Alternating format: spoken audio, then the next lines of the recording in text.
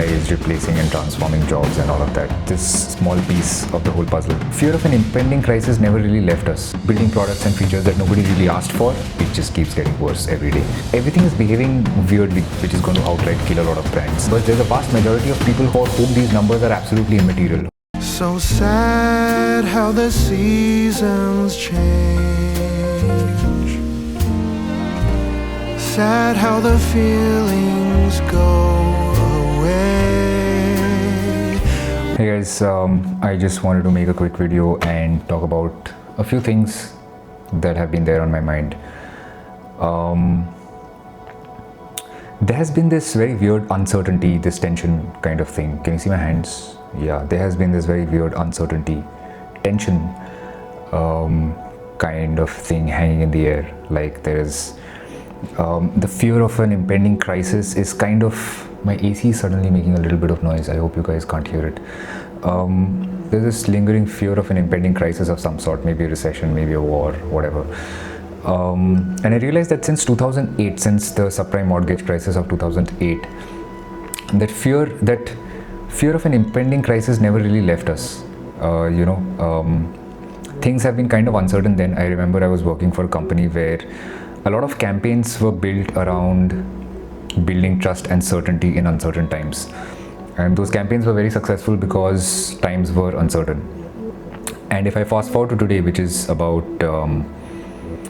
almost 20 years, like 18 years from 2008, maybe if we talk about 2010-11, then it's about 15 years when the financial crisis finally died out. I would say that things do feel more uncertain now than they did back then. Probably it's because I'm just growing old. Maybe younger generations feel differently. But a lot of experts around the world have been kind of saying that a crisis, a recession, an economic downturn is kind of long due.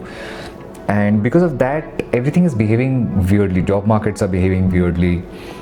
Stock markets are behaving weirdly.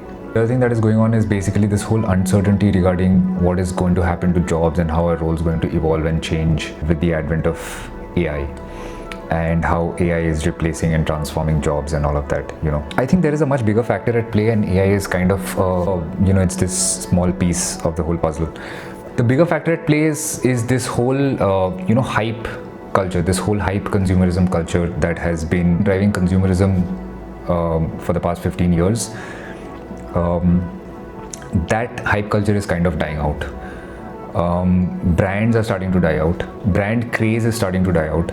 The way, at least for me it is, I don't know about you, but I think I'm not as excited about an Apple event today as I was, let's say, 5 years ago, right?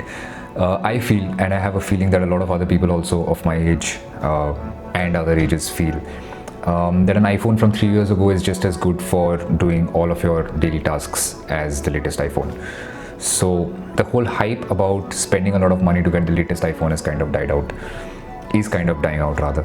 And that's the same across industries, that's the same for clothes, for shoes, and for pretty much everything.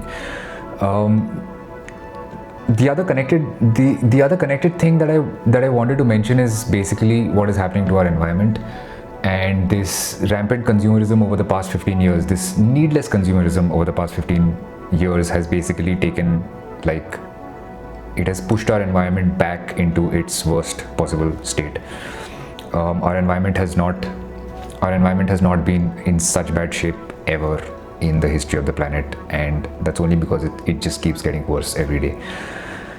That is probably happening because of hype culture, because people realize that they can make money by building products and features that nobody really asked for, and then hyping up those features. So hype is basically what has been pushing money to circulate between corporates and consumers, and because corporates won't make money until money flows, right? So corporates have been using hype over the past 10 or 15 years to kind of initiate and sustain that flow of money so that it keeps flowing from consumers to them and back to consumers also, but mostly from consumers to them.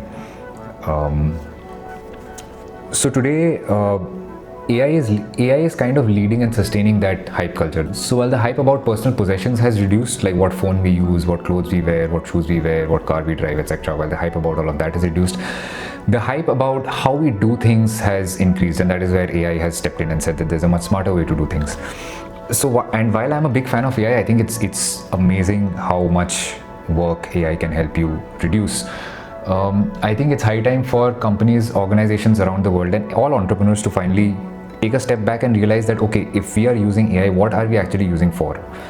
I can think of very, very few companies who are actually doing something which adds value, which actually solves a need that was there. Most companies, most entrepreneurs are only building things that nobody needed. Like today, most things that you see, the latest features on an iPhone, you look at them and you ask that, okay, this is great, but who needed this? Who asked for this? Life was fine without this. And the problem is that the incremental toll of these unnecessary inventions and unnecessary businesses and unnecessary entrepreneurial ideas is immense. Like everything, like AI takes a huge toll on the environment. There are massive data centers that generate a lot of heat, that consume a lot of power, and which is why AI is also expensive. But all companies that are using AI need to think that, okay, are we doing anything worthwhile to be worthy of using such a powerful technology? I can tell you for certain that a lot of companies today that are using AI are not doing anything, are just, are living in their own dream world of hypes, thinking that they are building some product which everybody wants, but actually nobody wants. Eventually, eventually what is going to come out of this? As uncertainty increases and hype culture dies out, what's going to happen is that with rising uncertainty, people are going to stop spending money on things that are, just hype, and they're going to start allocating their money and resources towards things that make them more secure in the future. So, which is why spending on just hype is going to reduce a lot, which is going to outright kill a lot of brands, and which is going to make companies, which is going to make brands and products work really hard for their money. The other thing that I'm seeing is that a lot of people are starting to get interested in hard skills, carpentry and woodworking, becoming an electrician, plumbing, doing things with our own hands, things that software can't fix really, And they are not doing this because these things are going to be the next big, income bringers or the money spinners of the next 10 years. These skills are going to become rare. They are going to become increasingly more difficult to learn. And they can actually make you independent. Like being able to make your own furniture, for example, is a great, it's very empowering, right? At a personal level, it's very empowering, and what eventually it will lead to is basically communities where everybody has different sets of skills and they help each other out with these skills, and they stop relying on big companies and brands altogether. So I think, and this is the good news, that I am starting to see the beginnings of a future where small communities start taking over. People learn skills, they learn how to be useful, and everybody contributes in some way or the other. Somebody's an electrician, somebody's a plumber, somebody's a mechanic, somebody's a painter, somebody's a carpenter, somebody can make furniture, somebody can grow food.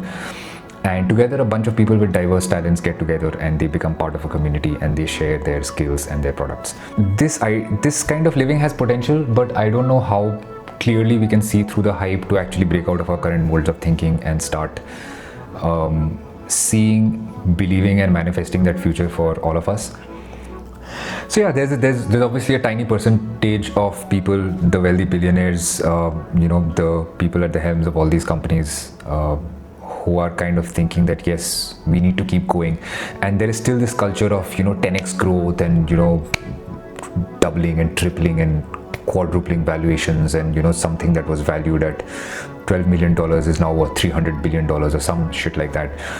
And these numbers are wild, and I have a feeling that while there is a small percentage of people who are running these companies, running these businesses, who are still fascinated by these numbers, there's a vast majority of people for whom these numbers are absolutely immaterial, who are thinking at the latest features of an iPhone and wondering like who really needed this, who needed an extra camera, who needed a better camera. The cameras were really good.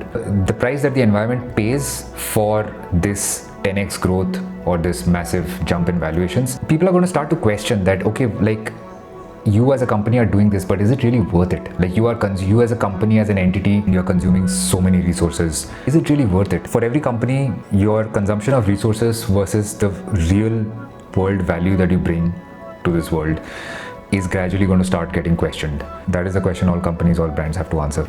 So simple companies who are doing very basic work, who are solving very basic problems, Those are companies that will survive. I think most companies that live on hype, that are not really solving anything, that are only focused on growth basis, addition of features and products that nobody really asked for, all those companies should and probably will eventually start dying out. That I think is the bigger factor which will define how your job is going to change in the next 10 years. Not AI.